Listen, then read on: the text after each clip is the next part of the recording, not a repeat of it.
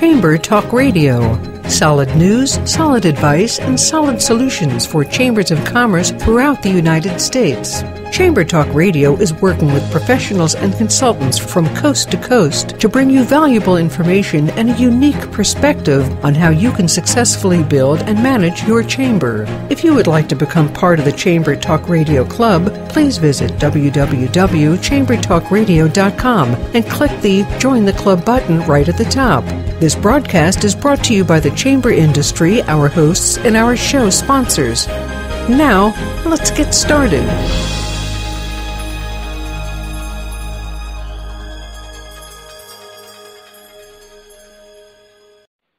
Chamber Talk Radio. It's a weekly podcast brought to you by Chamber Nation and MembershipSalesSystem.com.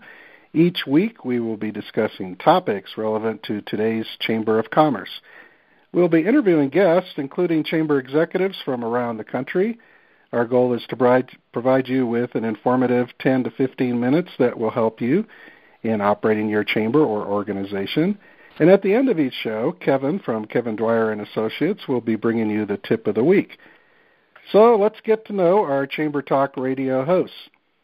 My name is Sam Azam, and as you can well imagine, people have always told me I should have a career in radio, so here we go. And for many years, I've worked with corporations in the corporate world. I have degrees in communication, business, and political science. I've actually produced some radio shows in the past, and I've been working with chambers now for over 6 years. In future shows, I'll be sharing the hosting with Richard and with Kevin, and we will be conducting interviews with some of today's brightest chamber executives. So let's meet Richard and Kevin. So we'll start with Richard. Richard Scully, tell us a little bit about your background. Thank you, Sam, for this opportunity. And I guess we'll see if you're right for a radio career or not. We'll know that here in the not-too-distant future, but I know I'm not. Anyway, I grew up in the country. I built tree forts. I intended to be an airline mechanic, but instead was recruited into the software industry. Prior to starting Chamber Nation and the membership sales system, I was founder of Tri-Step Hiring Systems, which was a contingent workforce management company that was servicing clients in over 20 states. And I sold that company to eWork.com in 1999 for almost all stock. And everybody remembers the internet bubble and bust. Yep, I got caught up in the bust. Oh, well. So following that gig, I needed to start over, and I heard a gentleman on the talk radio show. His name was Paul Macbeth, and he was executive director for the Quincy, California Chamber of Commerce. I was intrigued with all that his chamber had to accomplish on such a small budget, and since I was always taught to look for a business model that is lacking resources and try to automate it, I thought that maybe I should call Mr. Macbeth and meet him for lunch and talk a little bit more about what his chamber actually had to do on a very small budget, and that's what I did. After I left that lunch, I had a lot of ideas. I called many chambers of commerce all over the place, and I asked them one question. If I join your chamber, how can you help me launch and grow my business? And over and over and over again, the chambers really weren't prepared to answer that question. And I was surprised because I really didn't have any chamber industry experience at all. I've heard of the Chamber of Commerce, but being an outsider, all I ever thought about is that that's where you went to build your business. And so since they didn't answer that question, I had more ideas. I went back to Mr. Macbeth and the board at the Quincy, California Chamber, and I presented some ideas, and I asked them what they thought. And about 3 weeks later, the very gentleman that I interviewed and went to lunch with, Paul Macbeth, him and his wife were gracious enough to say, we're your first angel investors, and they wrote a check for $50,000, and that's how Chamber Nation got started. So I owe a lot to them for helping us get started, but since then, our whole entire focus and my focus has been able to trying to figure out how we can help chambers become very relevant and provide membership services that are far, far above anything they could purchase elsewhere. So that's what I do, and that's a little bit about me and why I'm here. All right. Well, thank you, Richard. So now let's meet Kevin. Kevin, what's your background and experience in the chamber world? Well, thanks, Sam, and thanks, Richard. And Richard, that's a very interesting story how you got started. My name's Kevin Dwyer, and I've been in the Chamber Economic Development business for almost the last 20 years, primarily in Washington State, but I've also worked in Oregon as well. I came to the Chamber through economic development, working with an organization in the greater Puget Sound area. And what I was doing is recruiting businesses to kind of a rural, semi-rural county and helping them with their marketing as well. So we were trying to basically get the word out about what a great opportunity our area was for potential businesses. So I did that for a number of years. And then got sort of recruited into the chamber business and ran a chamber. This sounds pretty idyllic probably for a lot of folks. It's on an island. It's called Bainbridge Island. It's across from Seattle, and it's a very fun place. I still live here now. Ran the chamber there for about 10 years. We grew it quite a bit.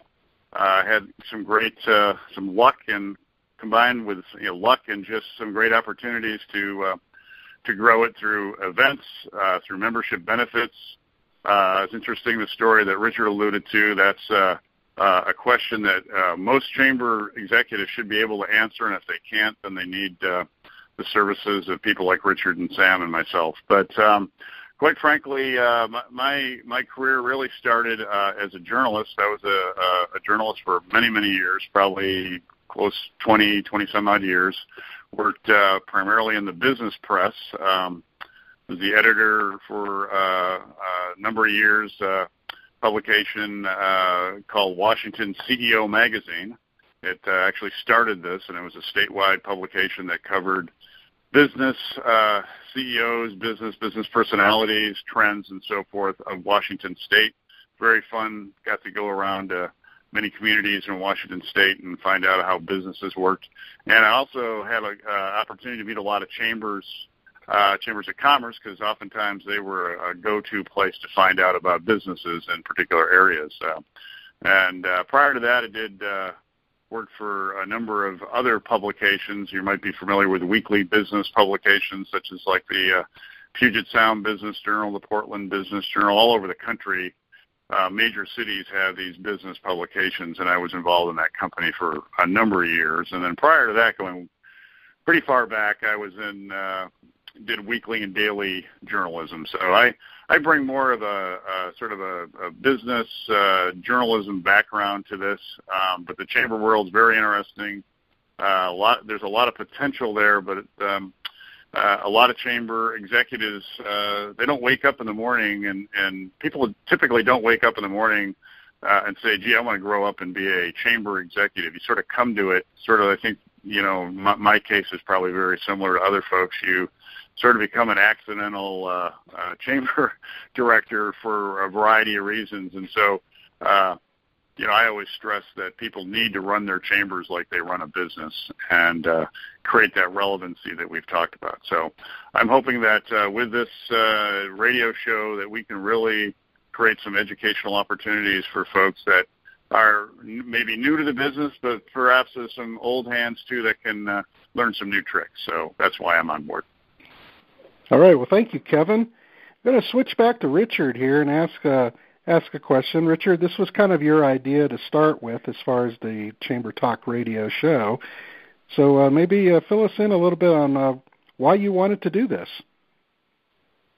Well, I knew that it was going to be a lot of work, and it was important to get the right individuals on board. And I'm really thankful that both you and Kevin Dwyer are on board and I'm going to help with this. The real reason is that, chamber executives oftentimes want to learn, what's going on out there and what they can do to help grow their chamber. But it's hard, sometimes to attend conferences and those types of things and just schedule it. So by putting this information out, and we're going to work hard to make sure it's indexable, so in the future people can search and find the shows that pertain to what they're looking for. Just become a really good educational resource for the chamber industry. And as radical new technology and services appear, it'll be nice to have a venue where we can interview and share those things, and also meet with chamber executives and consultants like Kevin and others that can really grow all of us. So it's just basically started to be a really great educational outreach. All right. Well, thank you, Richard. Kevin, I have a question for you, because part of what we're going to be doing with each broadcast is having the tip of the week, and those are going to be informational spots that are provided by you. So what's that going to be like? Maybe give us a little bit of a hint as to what we might be seeing in future shows. Yeah, I see this as just a pretty brief attempt on my part to shed some light on particular, real narrowcast look at things. And it could be things like, creativity. It also could be looking at membership development, maybe little tips for both running your organization, and also expanding it, and circling back into the personal side of things, because I think in a lot of levels, when you're running a chamber organization, you're the CEO, president, executive director, or whatever the title might be, but it's a little lonely there sometimes. You don't always have somebody you can run ideas by. You might have a board of directors, some folks on your board that you're not getting along real well with, but you can't necessarily go to other board people because they may be friends with that person, and you don't know exactly the right tone or the right way to resolve some of those issues. So sometimes you need somebody to bounce ideas off of. So what I'm hoping to do with these tips of the week is to provide some insight where I can give somebody at least some pushback or some ideas so they can deal with issues that may come up in their chamber. And also, just overall good tips on their own, on governance, on business, just looking at the whole business kind of world and their perception of it. So that's basically what I'm trying to do.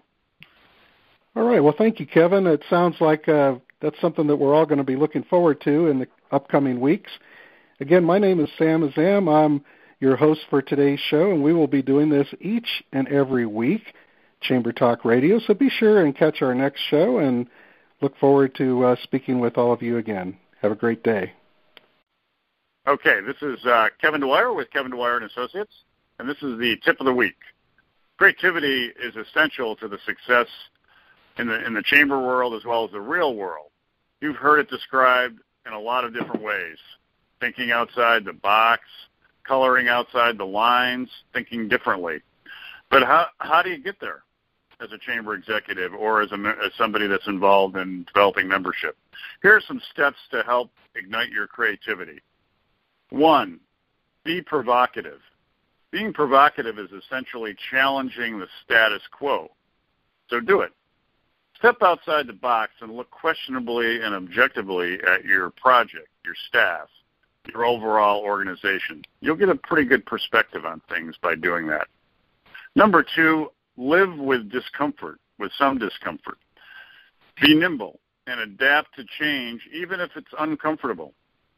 Often new ideas are dropped because you, your staff, or your board are uncomfortable with them. Don't let that happen. Take a chance. 3, ask for forgiveness rather than permission. Go with a strong idea, whether or not existing protocol exists. The iPod, for example, would have never happened if Steve Jobs had rested on his laurels. For the most part, do what is best for your job or objective. 4, start small. Remember, small changes can translate into big results. Check out the book, Small Move, Big Change by Carolyn Arnold. She's got some great ideas for you there. 5, be intuitive. Essentially, we all know there are things we know to be true. There are things we sense to be true. And there is so much data being issued today that it's extremely important to listen, really listen to your subconscious mind. It'll help lead you in the right direction. All right, that's my tip of the week. Hopefully you guys will use this to your betterment going forward. This is Kevin Dwyer with Kevin Dwyer & Associates. Look forward to talking to you next week.